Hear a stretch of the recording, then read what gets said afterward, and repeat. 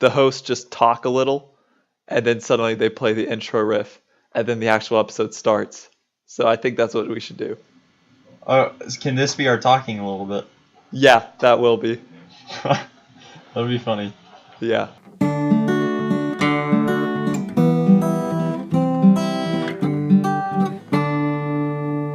All right, so welcome to Hidden Philosophy Podcast. This is the first episode. I'm Will Blasingame, the editor of hiddenphilosophy.com. And I'm John Blasingame. I'm his brother, and I just like talking about philosophy, so that's why I'm helping him out a little bit. Yeah, and you're a philosophy major also, so I guess that gives you a little bit more credential than I have, being just a mechanical engineering major. Yeah, so how this is going to work is I think we're just going to, for each episode, at least for now, I think what we're going to do is we're going to have one question that we just kind of talk about. We try to come to finding truth and trying to find an answer to the question. I don't know if we will. We probably won't find an answer to the question of everything, but we can try. Okay, well, yeah. Will, can I stop you right there? I have a quick question right here before we get into what we're talking about. Yeah. So you said what we want to do is find truth, right? Yeah. How do you know when you've come across the truth? How do you perceive that you've reached the truth at some point in your investigation of something? Well, maybe that should be our first question. All right, let's answer it then. Okay, well, truth is a tricky subject. Obviously people have been debating that for forever. But one thing that I'm going to kind of talk about, what I've kind of thought about as to what it means to believe, which is what we were planning on doing. First of all, whenever we say we're trying to find truth, we want to not say something that we know is wrong. So if you know something's wrong, then it's not true. How you actually find truth, I don't know. Do you have any ideas? I'm really interested in this question because you did just say something. How we know it is truth is, conversely is that we know that it's not wrong. Can we know that something's not wrong? Can we know that? And I don't know. I relate it to this. I can work through a whole calculus problem, and I can apply all the methods I know, and I can even punch numbers in the calculator where I feel like they need to be. But if I mess up at one point in the step because I don't understand the process, I'm not going to have the right answer, regardless of if I think I do or not. I can believe with all my might that I have the right answer. But when I check it against the answer key, I can have the wrong answer. And so I think that's a tricky question too, is how do we know that we're wrong? I don't know if we can know that we're wrong without the answer key, to stretch my analogy a little bit further. But I do want to say this. Maybe we can't know whether or not we are objectively wrong or objectively right about something. But I do believe that we can know whether we are honest in our pursuit of the truth. I do believe we can seek and use every means to not deceive ourselves in the search for the truth, to not stay with what is comfortable, to not stay stay locked in propositions that we want to believe is true because we fear that other ones are true, not to convince ourselves otherwise. I think we can be honest. I'm not too sure that we can know within ourselves whether we have the right answer. I do think, however, we can know within ourselves whether we are completely honest in our pursuit of the right answer. Yeah, and I agree. And I think that's why the question that we are posing for today, which is what does it mean to believe, is almost identical to this question, or at least in some ways it is, because yeah, you can't know for certain, but you can believe. And so Okay, so whenever we well, talk so let me about, stop you right there. Will, what do you think it means to believe? You said you can't know the right answer, but you can believe. What does it mean to believe well, that's that what we're you? going to talk about. So what is your definition of belief then? What is my definition of belief? Um, you know, I've thought a lot about this, and well, the main reason why I want to do this like conversation and this podcast is so I can figure out what I think the definition of belief is. I have some different fragments, but I haven't put them into a cohesive, form. All right, so where are you at right now intellectually? What is your thought process right now? Well, so what I know is that, or what I think I know, or what I believe I know, whatever, is that belief and knowledge are very, very similar. Like knowledge isn't knowledge, it's just extremely held belief. So like if Okay. I don't know, boiling some water or something and I take it off the stove and there's that hot stove right there. I know that that stove would burn me if I put my hand on there. But it's like, what if something just randomly happened and it turns out that that stove wasn't actually hot? Okay. Well, I doubt that would ever be the case. I can't know that that wouldn't be the case, but it's a like almost certain belief that I have that that's the case. You know what I'm saying? Okay, why can you not know that that's going to be the case? Because it seems like if you touch the stove with your hand and you feel the burn, then you can know, right? Yes, but part of knowing and believing comes with the aspect of without the firsthand experience because when it gets into like firsthand experience, that's the only way that you can like that's just even more evidence, like unless you want to get into meta philosophy as to like, well, how do you know that like you actually even feel that? Well, it's like, well, I have the subjective experience, but you can't have a subjective experience about everything. So you have to eventually translate that into more abstract knowledge. I know that this is going to burn me because every time that I've done that, that's what happened. And from what I know about the way stoves work and the way that that's happened to everyone else, and from the fact that I'm not aware of any time that that hasn't happened, it's like a very strong held belief. But when you do touch the stove, I guess then you could know. I guess knowledge can only be held through subjective experience, I guess. I don't know. What do you think?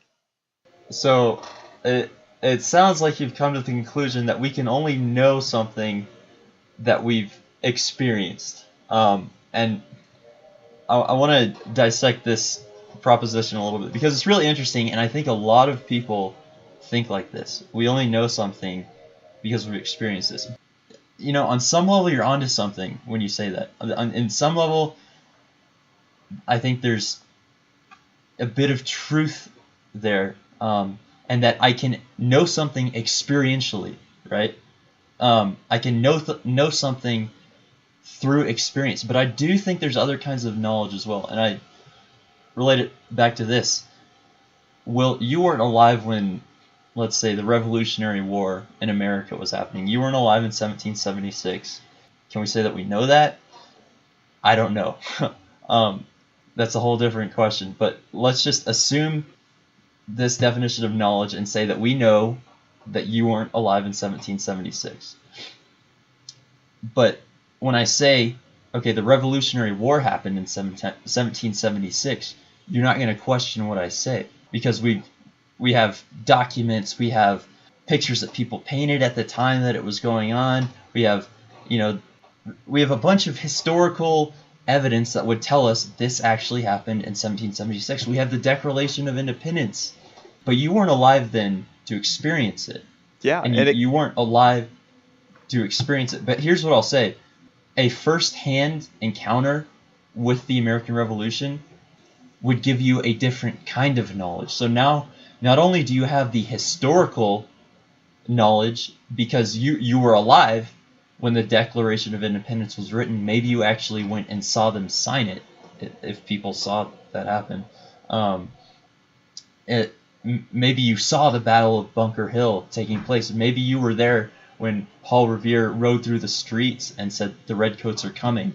So you have that historical knowledge, and you also have an experiential knowledge. And I think this gives you a whole new view of reality, because this is now a very present reality to you if you were alive back then, and it was a historical event. And now it has a different, now you know it differently, I guess I would say. I will agree for the most part, but I will say that, have you ever heard of last Thursdayism? No, actually, I haven't. Okay, so last Thursdayism is the belief that the world was created last Thursday, and that everything that happened before that you think was just an implanted memory. Like, and the thing is, that is impossible to disprove. Like, why is that impossible to disprove? how could you disprove that with absolute certainty? Well, it depends on what absolute certainty is, right? Like, you can't disprove it with absolute certainty. And so whenever we're talking but about Will, knowledge, it's only like high probability. Like, what do you think is like a super high probability? Okay, let me ask you this. If we were given an absolute criteria to be able to disprove absolutely that the world wasn't created last Thursday, and we met this criteria, can we say that we know the world wasn't created last Thursday? What do you mean by absolute criteria? I'm thinking of a checklist, maybe, just to put it simply. Criteria that say, like, okay, if we meet this criteria, if we can produce one video from last Thursday, if we can produce one video from the day before last Thursday, and run through a checklist of things that are required to prove that the world wasn't created last Thursday, can we say with absolute certainty that if we meet all these criteria that the world wasn't created last Thursday? Can we say that? Well, you can't create a checklist like that, because you can say, oh, all those pictures, all those videos were created last Thursday along with everything else. So you're questioning the criteria then. You're Exactly. saying this is the wrong criteria. You're making a truth claim about the criteria itself. Exactly. Okay, that's interesting. So, like, what I'm saying is that whenever we talk about knowledge, this is why I think knowledge and belief go hand in hand, because knowledge is just extremely strong belief. That's my opinion. Okay, and you can take that and you can flip it another way. You could say, okay, belief is a form of knowledge. Interesting. You know? Like, you can use, like, I believe and I know interchangeably for the most part. Like, I know the American Revolutionary War happened, and you can say, I believe the American Revolutionary War happened. Like, those are like basically the same thing. Interesting. Do we want to get into kind of what we have prepared in the show notes about what it means to believe? Yeah. Let's get into that a little bit. Okay, so the first thing that I have up there is like the actual definition of belief, and kind of this kind of goes with what I was saying earlier. Belief definition is, to accept something as true, feel sure of the truth of. So it's when you say feel sure of the truth of something, right? Of a proposition, of an idea, something along those lines. It sounds like the criteria you're using to found and to lay the groundwork for your definition of belief is an inner feeling. It sounds like, because if I feel sure of the truth of, then it's my inner feeling that is the criteria. And if the truth, or if an idea or something someone says as a proposition meets the criteria of my inner feeling, then I believe it, and then I know it. Is my inner feeling then the criteria of truth? Well, I think feeling isn't really the right word because maybe it is. I mean, you say, I feel angry and I am angry. Those are like interchangeable. But it's like, I think it's more than a feeling. It's, you have come to accept it, like you have peace with it. That's what I think it means by that, to feel, to be sure of it, to feel sure of something. Okay, let me take this to its extreme then. Okay. So I'll use Christianity for an example. So Okay. Christians make a very exclusive claim that saying that Jesus Christ is the only way to the Father, right? Hmm. Is the only way to be justified when you stand in front of God. Because Christians also believe that there will be a day of judgment in which you will stand in front of God and be Hmm. accountable for all of your actions within the life you lived. So they make a very exclusive claim about that, and I'm sure if you just interview people walking out of a church one day, a lot of them will say, and maybe honestly too, that they feel sure of the truth of what they believe. They feel sure of the truth of their doctrines of belief. Hmm. Um, but move over to an Islamic mosque. Interview a Muslim walking out of a mosque after one of their services, and ask them, "Do you feel sure of the truth of this?" And I think a lot of them would say, "Yes, I do feel sure of the truth of this. I have this inner feeling that this is true, that the doctrines we believe are true." And you can dissect my argument here and say, well, maybe they're not being honest because someone is wrong, because both of the religions exclude each other. Christianity, That's true. in saying that Jesus Christ is the way, the truth, and the life, exclude Muslims who say you can do works Yeah. to be justified. Say that You Jesus can do wasn't the works, Son and of God. Muslims also reject the idea that Jesus Christ is the way, the truth, and the life. One of them is wrong. One of them has to be wrong because they make mutually exclusive claims. And when things are mutually exclusive, they cannot be held in the same light of reality at the same time. That's a principle of logic. It's impossible, and it might be the very definition of impossibility that you cannot do it. Yeah. Um, so what do you But, make of that? What do you make well, of two people feeling sure about two very mutually exclusive doctrines? that's where like debate and other evidence comes in because people do debate all sorts of things that they can't prove to a degree that would be published in a scientific paper, that you can't prove like empirically. But you have to bring in other evidence for why you believe what you believe because you have to face those different facts so that you can feel sure of it. If you face all of the facts and you still feel sure of it, then you believe it. Now, just Okay, because you okay, believe something doesn't make it true or not. And then maybe okay. that's the issue that we're coming to. Interesting. But so it sounds like you're saying the more facts you know, the more research you do, the more different ideas, the more you throw yourself in diverse environments and see if what you believe, that inner feeling holds true. The more you see, the more you will be able to say with certainty, I believe this is true.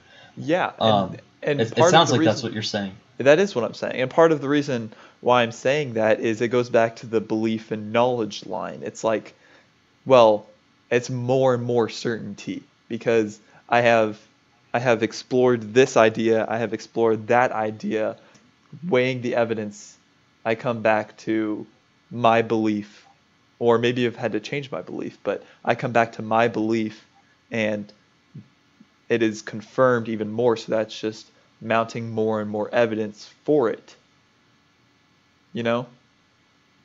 Okay, but you're never going to be presented with all the facts in the world, because a principle of, I think, the nature of something being factual is that you don't know what's coming next. Isn't it a function of time?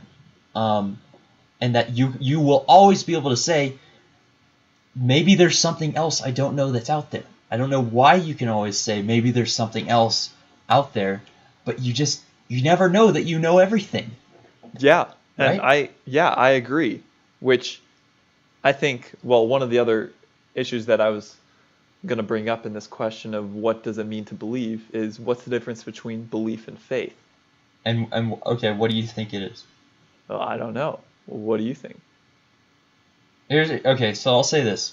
I listen to a lot of what Ravi Zacharias, Dr. Ravi Zacharias, has to say, and he likes to say this. God put enough reason in the world to make faith a very reasonable thing, but he left enough out to make it impossible to live on reason alone.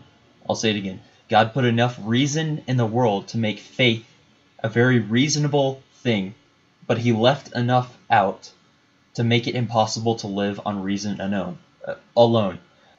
And I think we've kind of touched on this. I think we've hinted in this direction right now, is that it might be impossible to have absolute certainty about something precisely because you'll never know all the facts in the universe.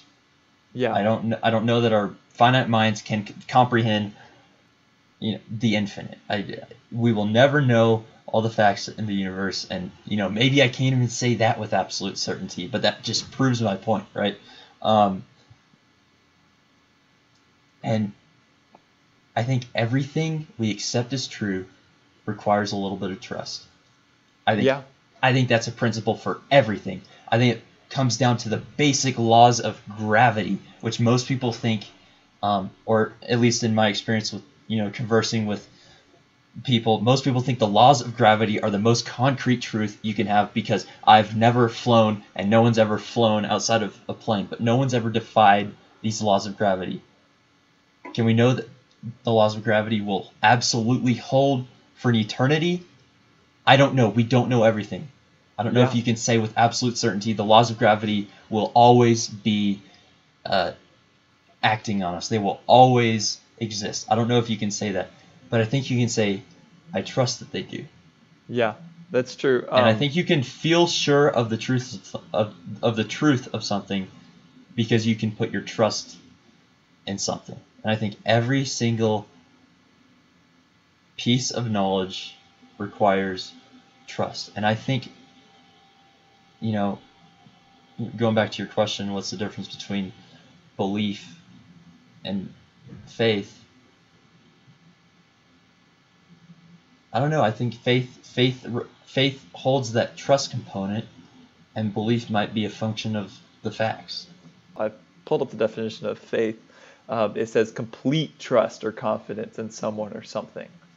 And I think the word complete is very important in this definition, because that separates it from knowledge and the fact that it says, and the fact that, well, you have to have faith in the fact of knowledge.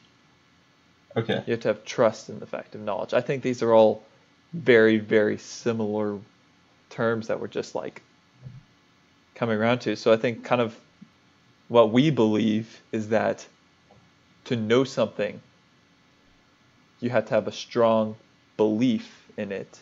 It requires an element of trust in the faith for any piece of knowledge that you have. Can I interject right here? Yeah, please do. You said faith is complete trust in something. Do you ever think we can completely trust something? Do you think perfect faith is possible? Do you think it's possible to have perfect faith in something? Yes, I do. Because going all the way back to the hot water thing, I have complete faith that would burn me if I held it down. If I put my hand on the stove. And John, okay. this is kind of what I'm about to get at. is, yeah, there is the possibility, but the fact of the complete trust, the reason I know that I have complete trust in it is for lack of cognitive dissonance, for like, for the lack of me feeling like any sort of doubt or uncertainty. Like maybe that's what's That's required. interesting. And here, let me say that, or let me say this, because you just hit on something that I really wanted to talk about, and that's you don't even think about it. You don't even question the idea, oh, will this burn me? You don't think about that. And then, conversely, when you sit in a chair that's always held you, you don't think when you sit down, this chair might collapse. You sit down without even thinking about it. It doesn't even come to the conscious part of your mind. You just sit and you just act, and that's that. And that's that. But here's what I struggle with as a Christian. This is what I struggle with, because I don't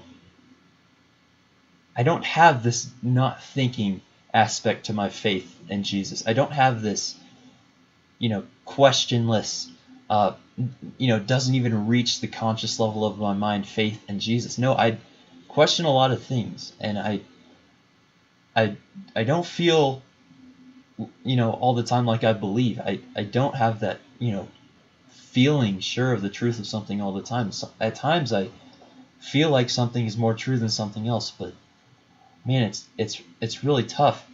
And here's what I want to say.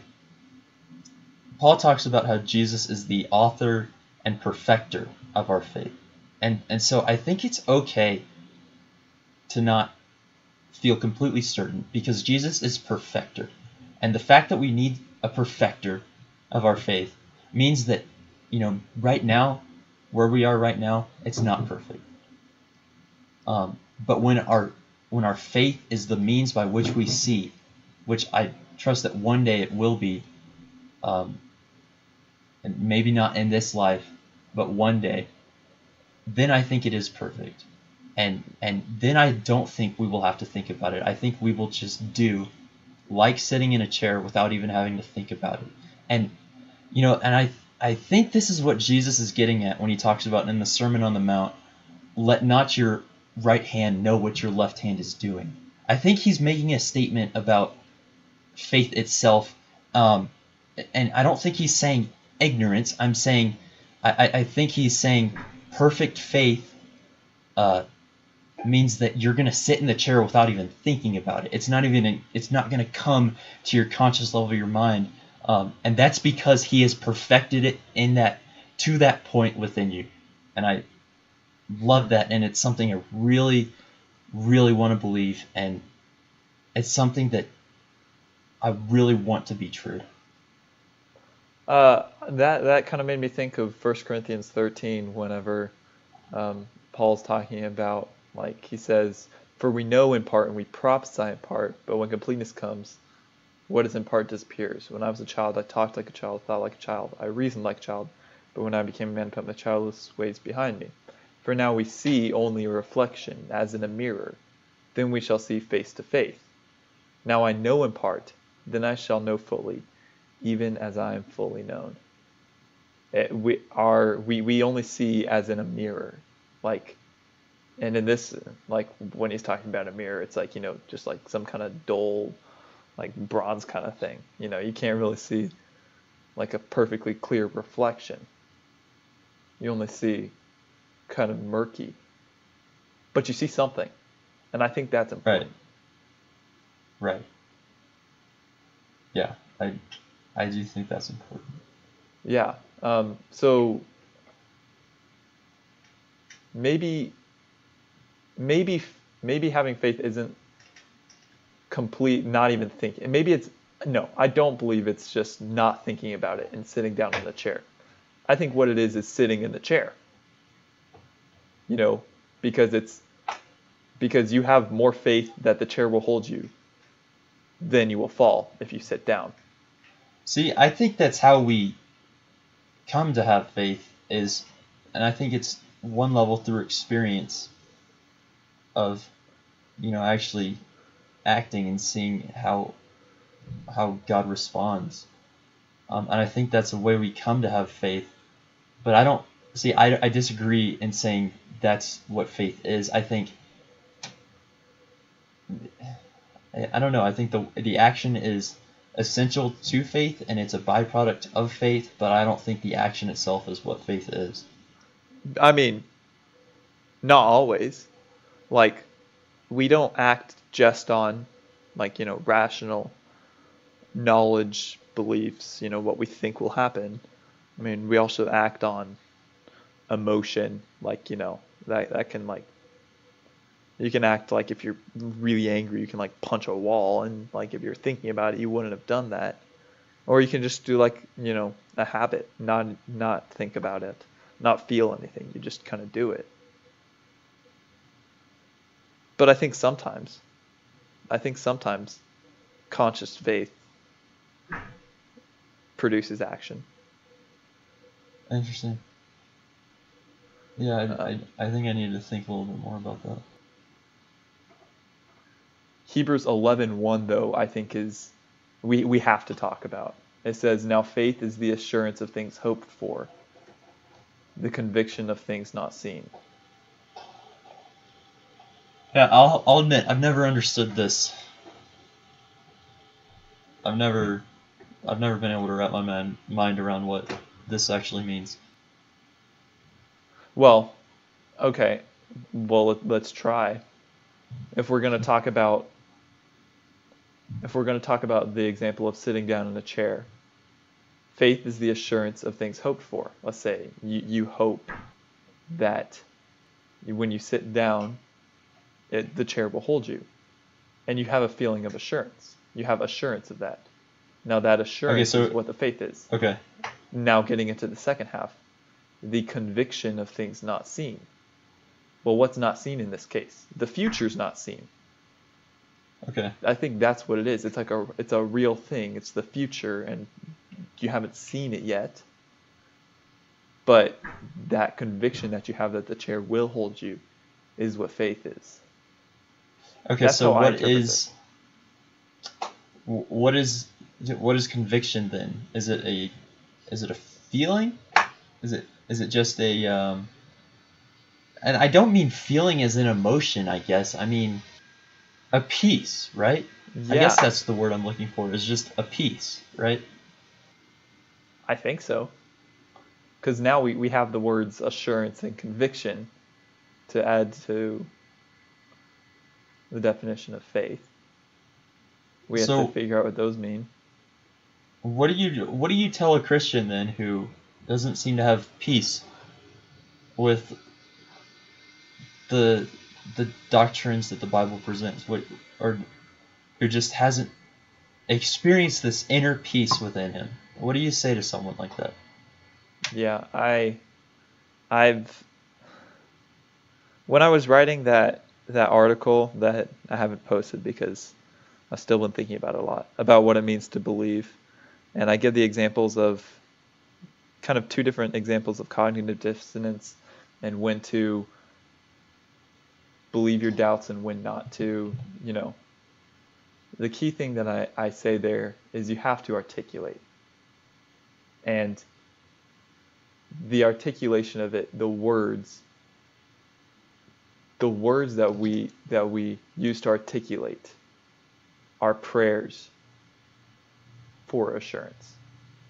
Because whenever you So have something, it sounds like words release something from within.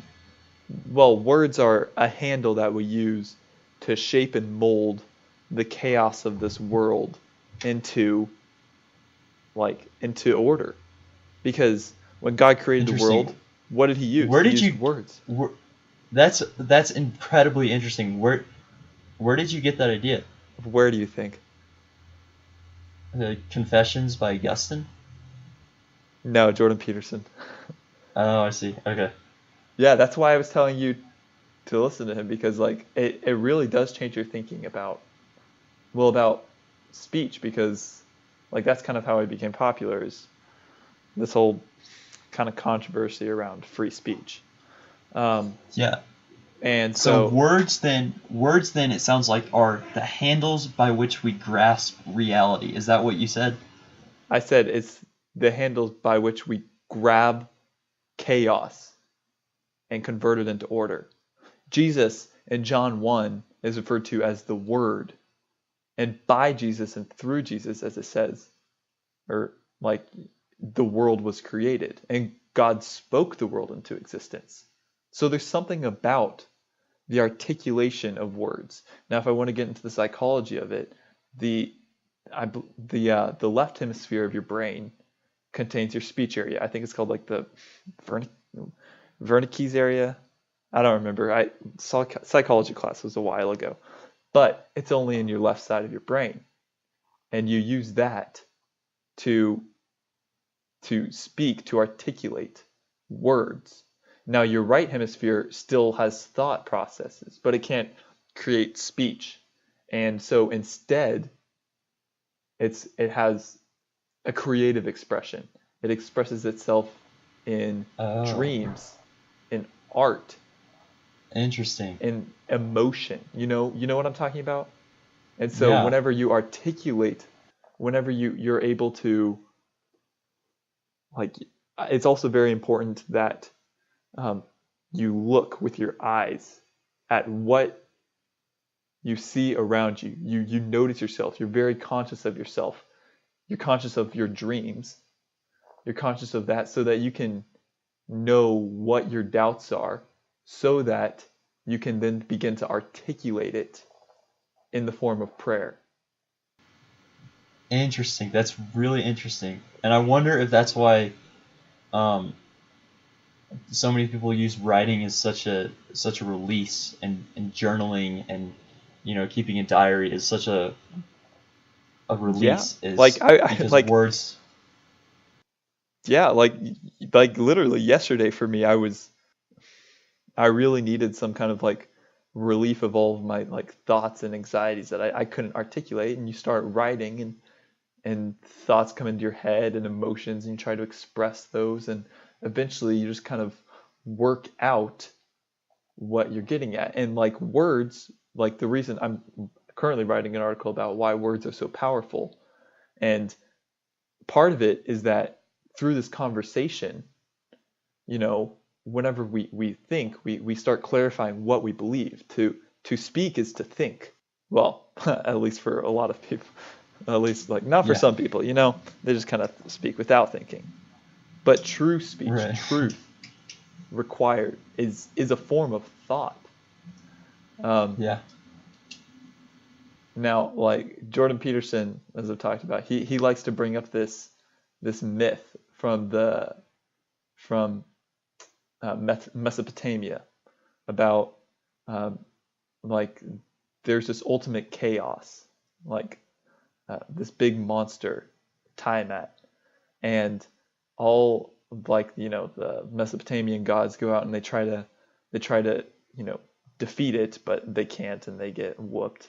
And so there's this one god, Marduk, who says, "Okay, I'll go out and I'll fight Tiamat, but you have to make me, like head god and stuff." So he goes out and he fights Tiamat, and he has some special powers. Two very, very important things is he has eyes all the way around his head, and he speaks magic words. Okay. Now, he goes out and he slices up Tiamat, ultimate chaos, like, some kind of sea monster. And from those pieces, that's what the world is created out of. And I mean, this is just a myth. This is just like a legend, like, that Right. that didn't happen, but it is deeply rooted in kind of human experience, I guess you could say, Okay. with Yeah. with the two important things is one, the eyes all the way around the head. You have to be on the lookout for what the world is saying, not the world saying, but what your surroundings are saying to you, what God is saying to you, what your subconscious is saying to you, what your heart's telling you. And then you have to be able to speak, to think, to pray that God will perfect your faith. Right. I like that. So I do want to end. I want to close pretty soon, but I want to end at least what I'm saying by introducing this quote that I saw today when I was walking around the halls at my school, the Air Force Academy. And if you don't know much about the Air Force Academy, well, I guess you would really only know this if you were a student. But inside the dorms, and specifically inside the dorm where I am living, people paint quotes next to their dorm rooms. Out in the hallways, people paint quotes, and we come across all these inspiring quotes as we're walking to class, and I think it sometimes helps get our minds off the grueling reality that we sometimes experience here.